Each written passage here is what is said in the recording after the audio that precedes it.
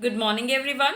Today onwards we are going to start 8th unit, that is controlling. Controlling is the fifth function of management. We are already aware that there are 5 functions of management: planning, organizing, staffing, directing and controlling. We have already learnt about the 4 functions. Now let's switch over to the fifth function. It is the process which ensures that the activities in an organization are performed as per the set standards or the plans which we had already fixed. Managerial control implies the measurement of accomplishment against the standards and the correction of deviations to assure attainment of objectives according to plans. So, as per this definition, what does controlling mean? It means that we need to compare our actual performance with the set standards which we fixed at the time of planning, and then comparing the performance with the standards, analyzing the deviations and taking corrective actions so that any error if occurred should not reoccur in the near future. Now let's focus on the features of controlling. Controlling is goal oriented, pervasive, continuous, action oriented and forward looking. Let's learn these features one by one. Controlling is goal oriented because controlling ensures effective and efficient utilization of organizations' available resources in the form of human resource, financial resource and physical resource for achieving the predetermined goals, that is the set standards. It guides the organization to perform the activities as per the plans. So, controlling is a goal-oriented function. Secondly, controlling is pervasive. Pervasive means it is needed everywhere. It is applicable everywhere. Managers at all the levels are required to perform controlling function to keep a check on all the activities in their areas.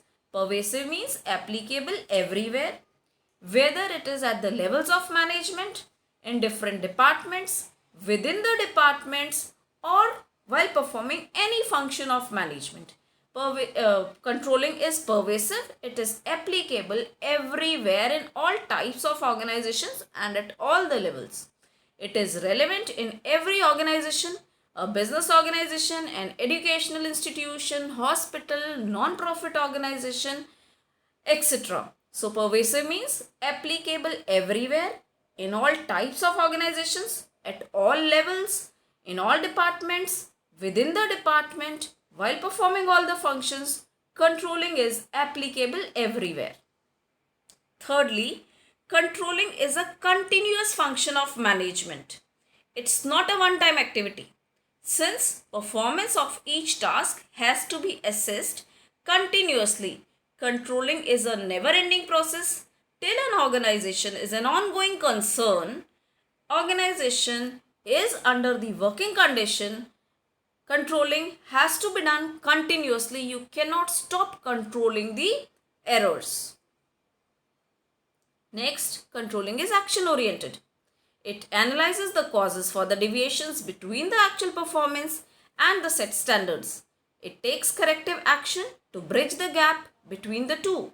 So, controlling is action oriented because only the deviations are not analyzed. Rather, after analyzing the deviations, that bridge, that gap between the actual performance and the set standard, that has to be bridged up.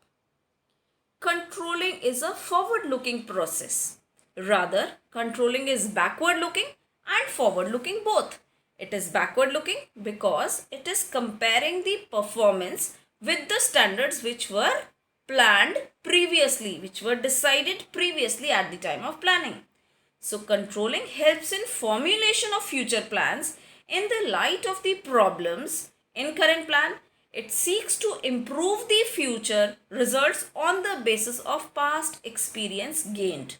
So, controlling is both backward looking because it is comparing the actual performance with the set standards, and further it is forward looking because it is taking corrective action to improve the performance for the near future. I hope that the concept of controlling with features is clear to you. Next, we'll learn about the importance of controlling in the next video. Thank you.